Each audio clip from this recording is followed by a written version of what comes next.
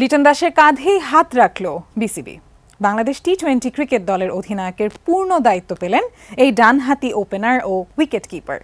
2026 টি-20 বিশ্বকাপ পর্যন্ত দায়িত্ব দেয়া হয়েছে লিটনকে। সংযুক্ত আরব আমিরাত ও পাকিস্তান সফরে লিটনের ডেপুটি হিসেবে আছেন শেখ মেহেদী হাসান। ক্রিকেটের সংক্ষিপ্ত ফরম্যাট টি-20তে একটা পালা বদলের মধ্য দিয়ে যাচ্ছে বাংলাদেশের ক্রিকেট। গত বছর 3 ফরম্যাটেই বাংলাদেশের নেতৃত্বে ছিলেন নাজমুল হোসেন শান্ত। চলতি বছর জানুয়ারিতে টি-20 দলের অধিনায়কত্ব ছাড়েন তিনি। গত নভেম্বর ডিসেম্বরে আপৎকালীন দায়িত্বে ছিলেন লিটন দাস। ক্যারিবীয়দের হোয়াইট ওয়াশ করে বাংলাদেশ। অধিনায়ক হিসেবে অনেকের নাম শোনা গেলেও উইন্ডিজ সফরের আপৎকালীন নেতা লিটনের উপরই ভরসা রাখল বোর্ড। টি-20 দলের অধিনায়ক হিসাবে মনোনীত করা হয়েছে। পাশাপাশি আমরা যে সিরিজটা খেলতে যাচ্ছি ইউএই এবং পাকিস্তানে 7টা টি-20 ম্যাচ আছে। এই পার্টিকুলার এই সময়টুকুর জন্য শেখ মেহেদী তাকে ভাইস ক্যাপ্টেন হিসেবে মনোনীত করা হয়েছে। এদিকে চলতি মে মাসেই পাকিস্তান সফরে যাওয়ার কথা বাংলাদেশ দলের। তার আগে শারজায় সংযুক্ত আরব আমিরাতের সঙ্গে 2 ম্যাচের টি-20 সিরিজ খেলবে বাংলাদেশ।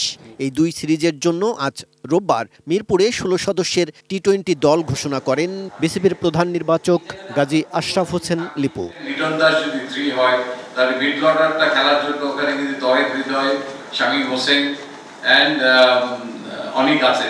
তার পাশাপাশি শান্তর নাম আছে। আরেকটা নাম অ্যাড অন করার এখানে যেমন সুযোগ ছিল না। গত বছর ওয়েস্ট ইন্ডিজ সিরিজের পর এবারই প্রথম টি-20 সংস্কারে মাঠে নামছে বাংলাদেশ।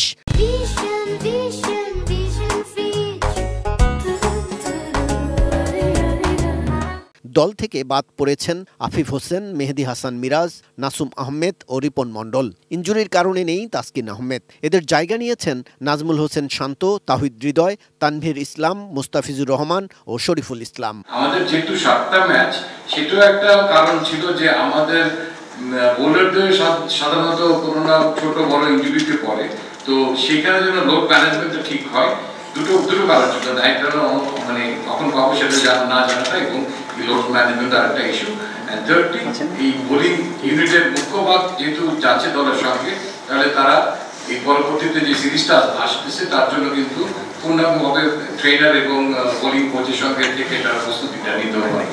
17 ও 19 মে আরব আমিরাতের বিপক্ষে 2টি টি-20 ম্যাচ খেলবে বাংলাদেশ। 2টি ম্যাচই হবে শারজা ক্রিকেট স্টেডিয়ামে। 25 মে থেকে 3 জুন পর্যন্ত পাকিস্তান সফরের ম্যাচগুলো হবে ফয়সালাবাদ ও লাহোরে। কাজল রায়, এটিএন নিউজ, ঢাকা।